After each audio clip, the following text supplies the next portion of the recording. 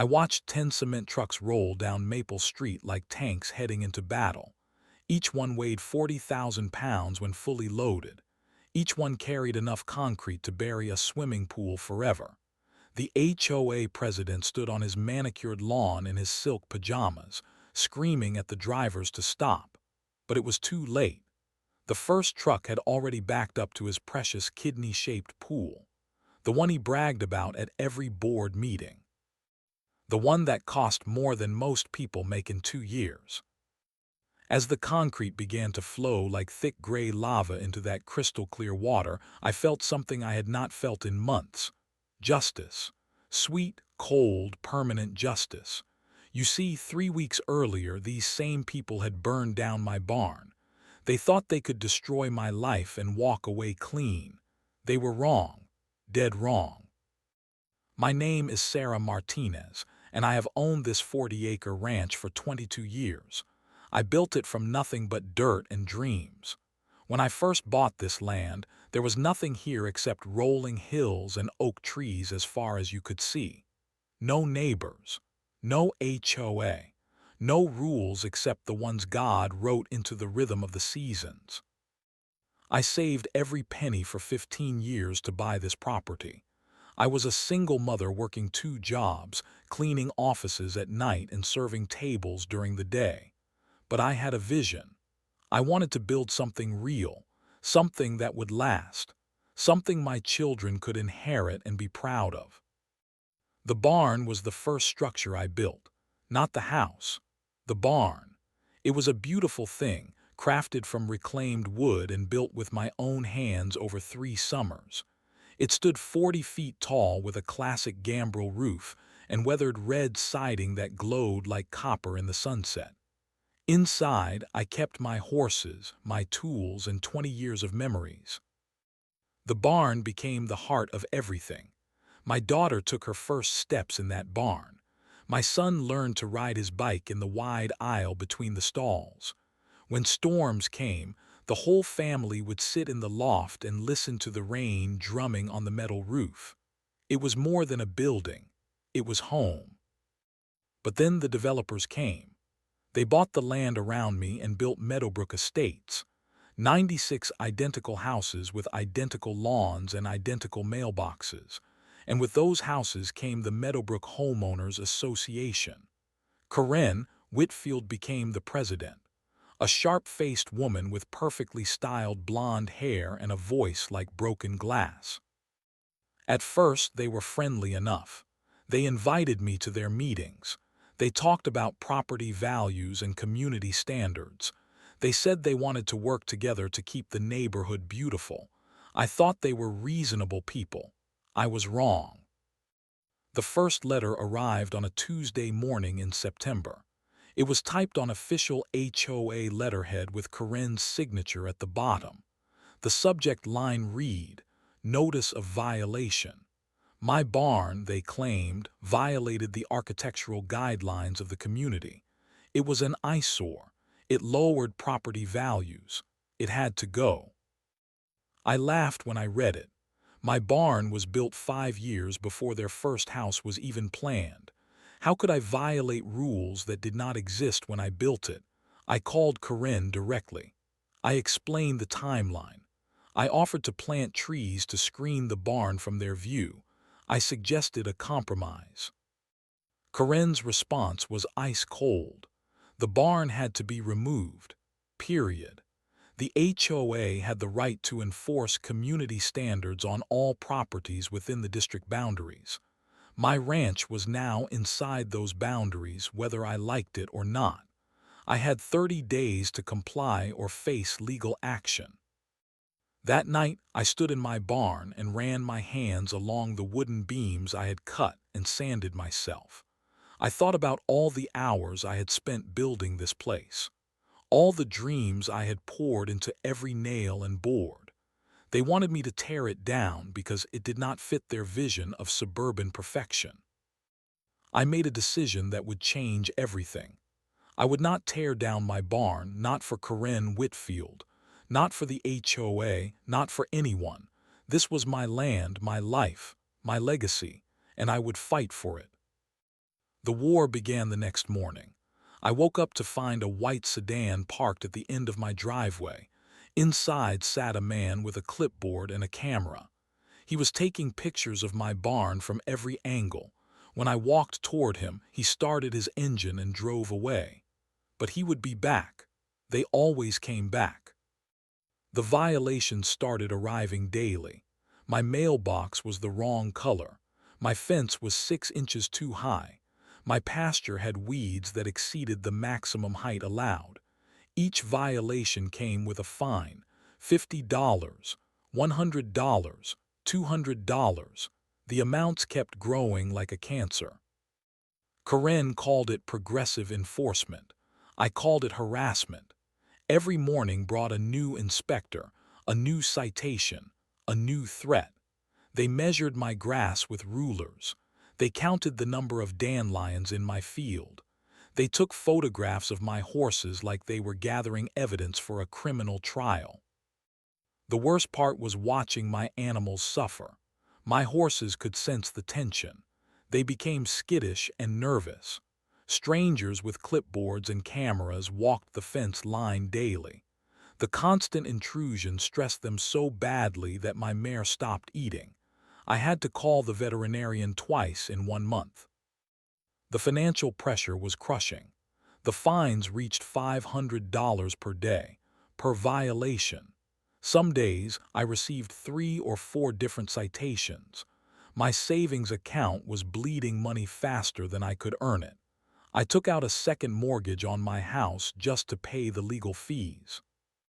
But the HOA was not done with me yet. They filed complaints with the county about zoning violations. They claimed my barn was a commercial structure being used without proper permits. They said my horses were a public health hazard. They contacted the fire department about alleged safety violations. Every single complaint was investigated. Every single complaint was found to be baseless. But the investigations took time and money I did not have. I hired a lawyer. David Chen was a good man who specialized in property rights cases. He reviewed my situation and shook his head in disbelief. "Sarah, you built this barn legally and properly. You have all the permits. You followed all the codes. The HOA has no legal standing to force you to remove it." "Then why are they doing this?" I asked. "Because they can. Because they have deeper pockets than you do. Because they think you will give up before they run out of money." David filed motions to stop the harassment. He sent cease and desist letters. He threatened countersuits for malicious prosecution. But Karen and her board had expensive lawyers too. Lawyers who knew how to drag out every case, maximize every cost, and bleed defendants dry through legal attrition. The breaking point came on a Thursday evening in November. I was feeding my horses when I heard voices near the barn. I looked up to see 3 HOA board members walking around my property with measuring tapes and notebooks. They were not just photographing anymore. They were surveying. They were inside my fence line without permission. "Excuse me," I called out as I walked toward them. "This is private property." Karen turned toward me with that cold smile of hers. "We are conducting a compliance inspection, as authorized by Section 12.4 of the HOA bylaws." "You are trespassing," I said. "Get off my land." "Your land is subject to HOA oversight," said Robert Mills, the HOA treasurer. "We have the right to inspect any property within the district for compliance issues." I felt my temper rising like a tide.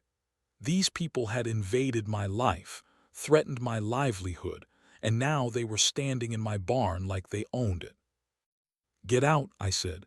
"Get out now or I am calling the sheriff." Karen stepped closer. Her voice dropped to a whisper that somehow sounded more threatening than any shout. "You can call whoever you want, Sarah, but this barn is coming down, one way or another. You can tear it down yourself, or we will find a way to do it for you." That night I barely slept. Corinne's words echoed in my mind like a threat, one way or another. What did that mean? How far were they willing to go? I was about to find out. The monthly HOA meeting was held in the community center of Meadowbrook Estates. It was a sterile building with beige walls and fluorescent lights that made everyone look sick. I had avoided these meetings for months, but David Chen convinced me to attend. He thought if I spoke directly to the board, if I explained my situation as a human being instead of a legal case, maybe we could find some middle ground. I was wrong. We were both wrong. The meeting room was packed with about 60 residents. Most of them I had never met. They were newer families who had moved into the development seeking suburban perfection. They wanted their property values protected. They wanted conformity. They wanted me gone. Corinne called the meeting to order with a wooden gavel that sounded like a gunshot in the quiet room. She wore a navy blue blazer and carried herself like a prosecutor about to deliver a closing argument.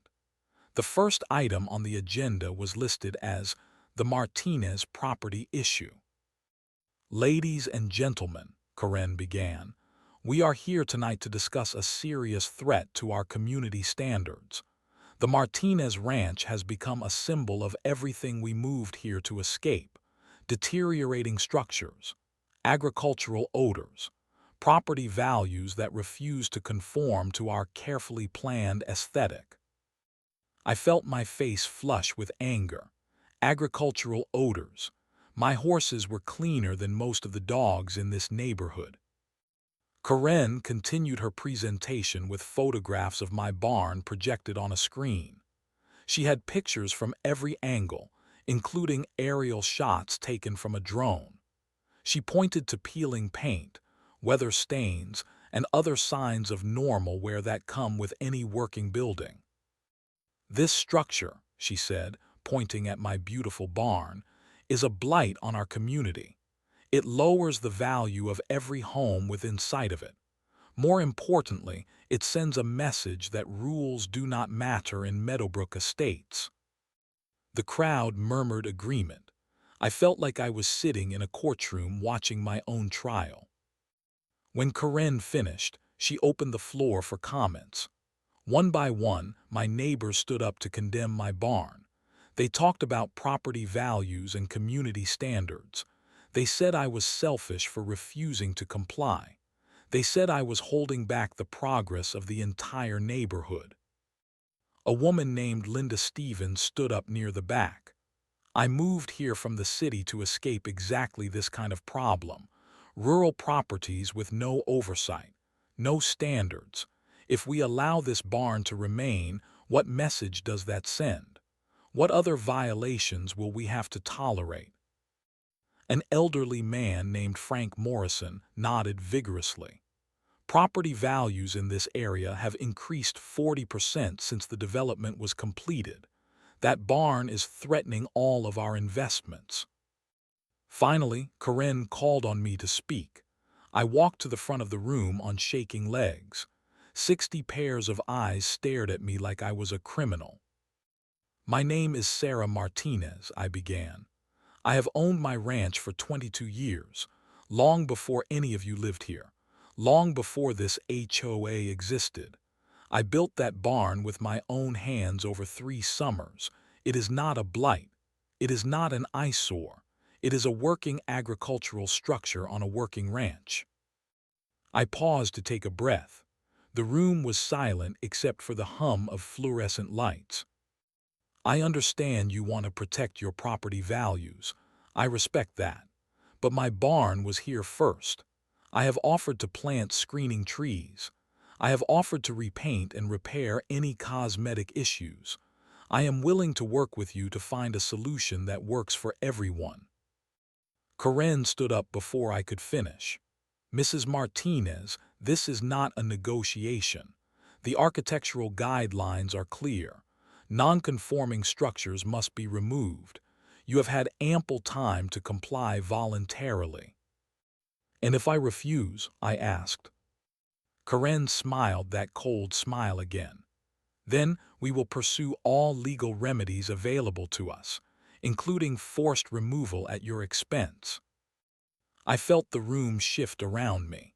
This was not about property values or community standards. This was about power. This was about a group of people who had decided I did not belong in their perfect suburban world. "There is one more thing," Karen said as I started to walk back to my seat. "We have received a development offer from Meridian Construction. They want to purchase your property for expansion of the Meadowbrook community.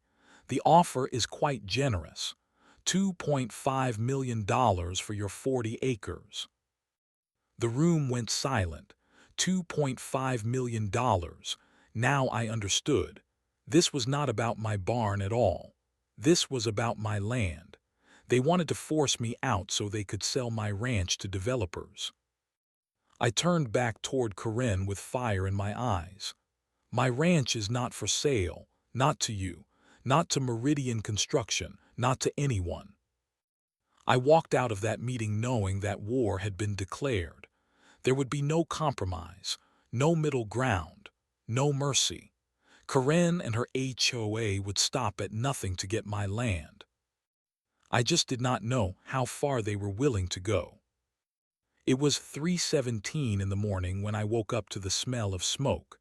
At first, I thought it was coming from my fireplace, but the acrid smell was too strong, too wrong.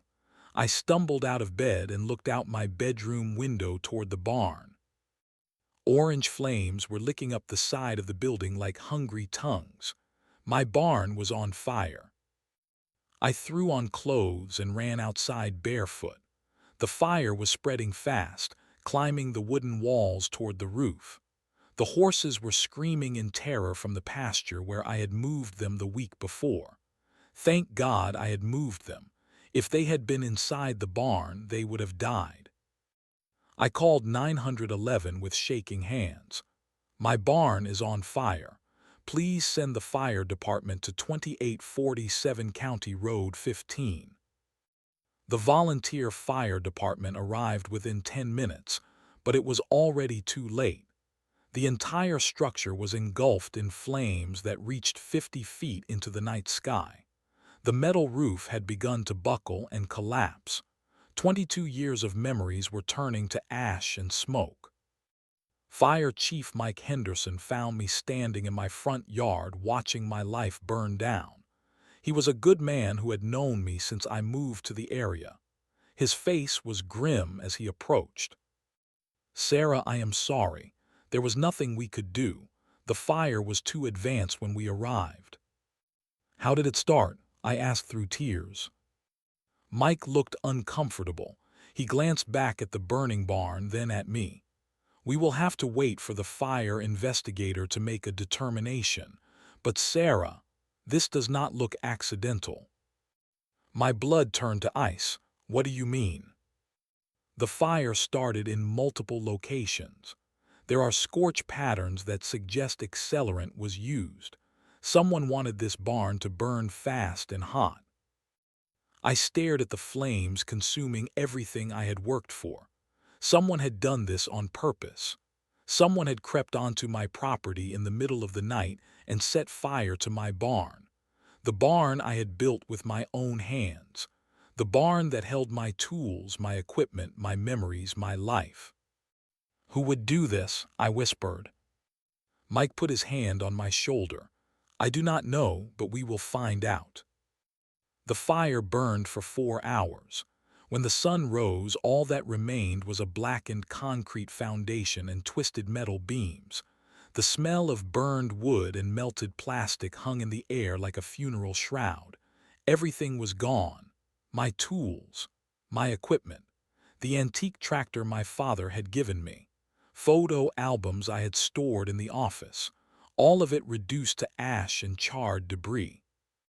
The fire investigator arrived at noon. Detective Ray Martinez was no relation to me despite sharing my last name. He was a serious man with 20 years of experience in arson investigation. He spent 3 hours examining the debris, taking photographs and collecting samples. When he finished, he found me sitting on my front porch staring at the ruins. Mrs. Martinez, this fire was definitely arson. Multiple points of origin. Gasoline was used as an accelerant. Someone wanted to make sure this building burned completely. "Do you have any idea who might have done this?" I asked. Ray sat down beside me on the porch steps. "That is not my job. I determine how fires start, not who starts them. But I will say this. In my experience, when someone burns down a barn in the middle of a property dispute, it is usually connected to that dispute." I thought about Corinne's words at the HOA meeting. One way or another. This barn is coming down. One way or another. "Will you be able to prove who did it?" Ray shook his head. "Arson is hard to prove unless we catch someone in the act or find physical evidence linking them to the scene. Professional arsonists know how to avoid leaving evidence." Professional arsonists. This was not some angry teenager with a can of gasoline. This was planned, methodical, someone who knew exactly what they were doing. The police investigation lasted 3 weeks. They interviewed me multiple times. They asked about enemies, disputes, anyone who might want to hurt me. I told them about the HOA conflict, but they said they needed concrete evidence to pursue charges. Suspicion was not enough. Corinne Whitfield was never questioned. Neither were any of the other board members. The investigation quietly disappeared into a filing cabinet somewhere in the county sheriff's office. No arrests were made. No charges were filed. No justice was served. But I knew who had burned down my barn. I knew it in my bones, in my heart, in my soul. The HOA had crossed a line that could never be uncrossed. They had destroyed my life thinking they could walk away clean. They were wrong. That night, as I stood in the ruins of my barn under a full moon, I made a promise to myself. I would not let this stand. I would not be the victim of their greed and violence. I would find a way to make them pay for what they had done. I would make them pay in a way they would never forget. Grief is a strange thing. For 3 days after the fire, I could barely get out of bed. I felt hollow, like someone had reached inside my chest and torn out my heart. But on the 4th day, grief transformed into something else. Something harder. Something more dangerous. Rage. I spent the morning walking through the charred remains of my barn. I picked up pieces of my life from the ashes. A melted horseshoe from my first mare. The twisted metal handle of a hammer my father had given me. Fragments of glass from mason jars where I had stored nails and screws. Each piece was a memory. Each memory was fuel for the fire burning inside me. The police were not going to help me. The courts were not going to help me. The system had failed me completely. If I wanted justice, I would have to create it myself. I started with research. I needed to know everything about Corinne Whitfield and the other HOA board members, where they lived, where they worked, what they valued, what they were proud of, what would hurt them the most. Corinne lived at 1247 Maple Street in the heart of Meadowbrook Estates. Her house was a massive colonial with perfect landscaping and a 3-car garage. But the crown jewel of her property was the backyard pool. It was a custom kidney-shaped design with a waterfall feature and underwater lighting. She had bragged about it at every HOA meeting I had attended. "We spared no expense," she had said during one particularly obnoxious presentation. "Italian tile, German filtration system. It cost more than most people make in 2 years. But you have to invest in quality if you want to maintain property values." That pool was Corinne's pride and joy. She hosted pool parties for the HOA board every summer. She posted pictures of it on social media constantly. She treated it like a symbol of her success and superiority. "Perfect," I spent 2 weeks studying the logistics. How much concrete would it take to fill a pool that size? Where could I get multiple cement trucks on short notice? How could I coordinate the delivery without arousing suspicion? The answers came from an unexpected source. My neighbor Jim Bradley owned a concrete company called Solid Rock Construction. We had been friends for years, long before the HOA moved in. Jim was a straight-talking man who believed in old-fashioned justice. I drove to his office on a Tuesday morning and laid out my situation. I told him about the barn fire. I told him about the harassment and intimidation. I told him about the corruption and greed that had destroyed my life. Jim listened without interruption. When I finished, he leaned back in his chair and stared at the ceiling for a long moment. Sarah, what you are describing is not just harassment. It is criminal conspiracy.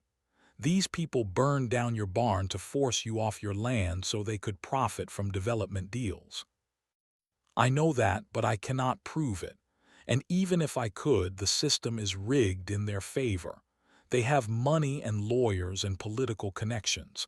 I have nothing. Jim nodded slowly. So what do you want to do about it? I took a deep breath.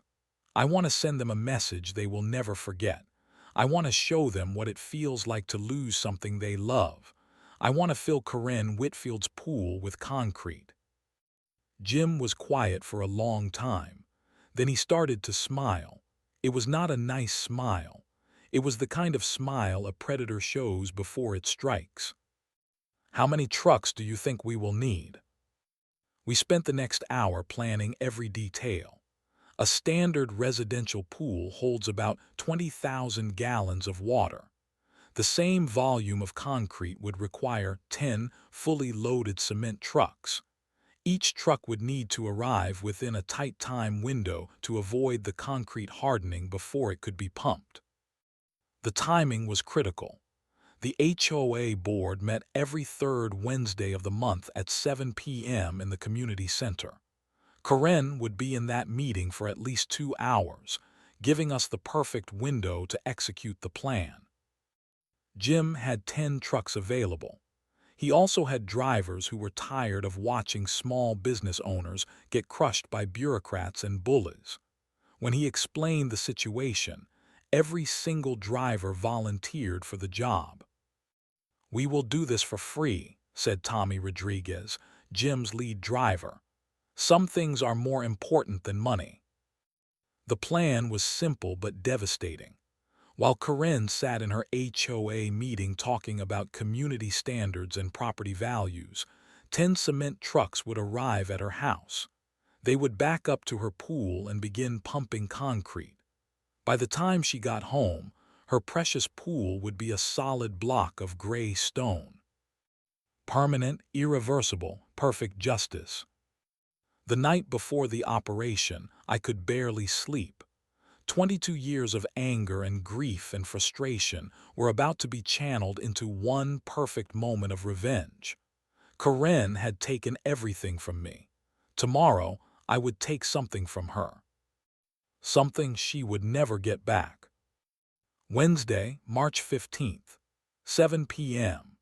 The HOA meeting was called to order in the community center just as planned. I sat in my truck across the street and watched Corinne's white Mercedes pull into the parking lot. She was dressed in her usual power suit, carrying her briefcase full of rules and regulations designed to control other people's lives. I picked up my phone and sent a single text message to Jim Bradley. "She's inside. Go." The first cement truck arrived at 7:15 p.m. It was a massive Peterbilt with Solid Rock Construction painted on the side. The driver, Tommy Rodriguez, backed it carefully into Corinne's driveway. The hydraulic whine of the truck systems filled the quiet suburban evening. By 7:30, 3 more trucks had arrived. They lined up on Maple Street like a convoy of military vehicles. Neighbors began emerging from their houses to see what was happening. Some took pictures with their phones. Others just stared in fascination. "What are you doing?" asked Mrs. Henderson from across the street. Tommy climbed down from his cab and tipped his hard hat. "Ma'am, we have a work order to fill this pool with concrete. Emergency foundation stabilization." It was not exactly a lie. We were stabilizing something, just not a foundation. The fifth and sixth trucks arrived as Tommy began setting up the concrete pump. The machine looked like a mechanical dinosaur with a long neck that could bend and twist to reach any angle. He positioned the end of the pump directly over Karen's beautiful kidney-shaped pool. The water was crystal clear and perfectly heated. Underwater lights cast a blue glow across the Italian tile. The waterfall feature trickled peacefully into the shallow end. It was exactly the kind of luxury that Karen used to flaunt her superiority over working people like me. Not anymore. Tommy hit the switch, and concrete began flowing from the pump like thick gray lava. It hit the water with a satisfying splash, and immediately began displacing the chlorinated perfection that Karen had spent so much money creating. The seventh and eighth trucks arrived just as the shallow end began to fill. The concrete was already hardening underwater, creating strange organic shapes that looked like modern art. But this was not art. This was justice. A crowd had gathered on the sidewalk. At least 20 neighbors stood watching the spectacle, with expressions ranging from shock to amusement to outright delight. Not everyone in Meadowbrook Estates loved Corinne Whitfield and her iron-fisted control over the community. "Is that really Corinne's pool?" asked a woman I did not recognize. "Sure is," said Bob Morrison, an elderly man who lived 2 streets over. "About time someone took that woman down a peg." The ninth truck arrived at 8:00 p.m., just as the deep end began to disappear under a rising tide of concrete. The pump worked steadily, filling every corner and crevice with permanent gray stone. The underwater lights were still glowing beneath the surface, creating an eerie luminescence in the hardening concrete. By 8:15, the 10th and final truck had emptied its load. Corinne's pool was now a solid block of concrete weighing approximately 400 tons. The waterfall feature was entombed forever. The Italian tile was buried under 6 feet of industrial-grade cement. The German filtration system would never filter anything again. Tommy began packing up his equipment as the first cars started returning from the HOA meeting. I recognized several board members driving past the concrete trucks with expressions of confusion and growing alarm. Then I saw Corinne's white Mercedes turn onto Maple Street. She was driving slowly, probably wondering why there were so many cement trucks in her neighborhood. As she got closer to her house, I saw her face change from confusion to horror to pure rage. She pulled into her driveway and jumped out of her car like a woman possessed. She ran toward the backyard, her high heels clicking on the concrete driveway. When she saw what had happened to her pool, she let out a scream that could be heard 3 blocks away. "What have you done? What have you done to my pool?"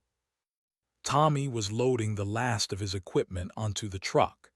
He looked up at Corinne with the calm expression of a man who had just completed an honest day's work. "Ma'am, we had a work order to fill this pool with concrete. Emergency foundation stabilization." "I never authorized this. I never signed anything." "Well, ma'am, that's between you and whoever placed the order. We just deliver the concrete." Corinne stood at the edge of what used to be her pool, staring at 400 tons of hardened concrete. The underwater lights were still glowing like the eyes of some buried monster. The reality of what had happened was beginning to sink in. This was not a prank, this was not a mistake, this was permanent, forever, irreversible. As the last cement truck pulled away from Maple Street, I drove slowly past Corinne's house. She was still standing in her backyard, still staring at the concrete tomb that had once been her pride and joy. When she looked up and saw me driving past, our eyes met through my windshield. She knew.